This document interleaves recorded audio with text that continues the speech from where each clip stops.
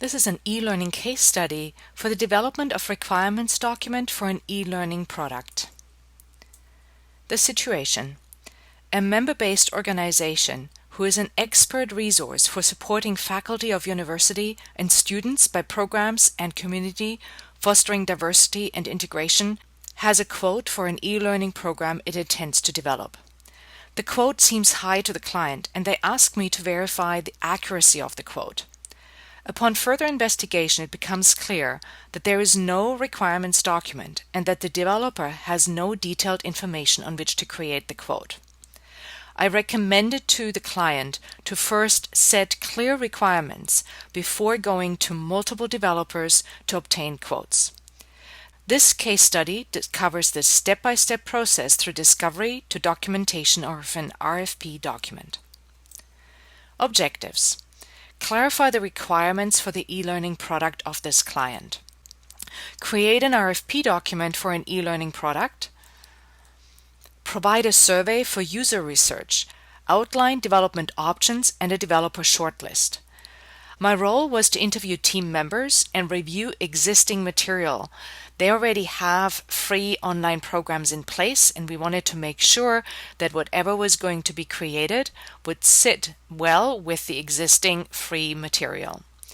Create the RFP document and the survey for user research, and also document development options and a developer shortlist. Very little details were available for the RFP, and it seems that the client has not conducted any customer research. I recommended to do a survey of members in order to ensure that the product to be created will be suitable. This survey was created separately to the RFP. In the RFP, I introduced the client and provided background about the organization. I then described the objectives of the program and how it is intended to be distributed.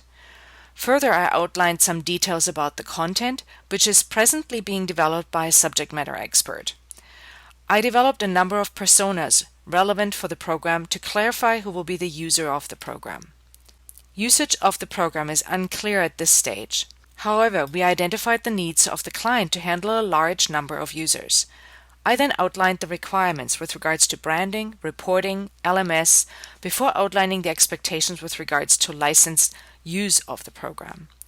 Some basic considerations to the desired user experience and usability of the program, including the client's desire to solicit feedback at the end of the program, were followed by project considerations such as testing and clarification of responsibilities, hosting and maintenance, and the expectation of the proposal concluded the RFP document. Finally, I also provided a list of potential developers and a list of solutions that may be used at a lower budget. The result: during this process, the client gained much greater clarity on their needs. These needs were documented in an RFP, a survey questionnaire, and a development approach outline.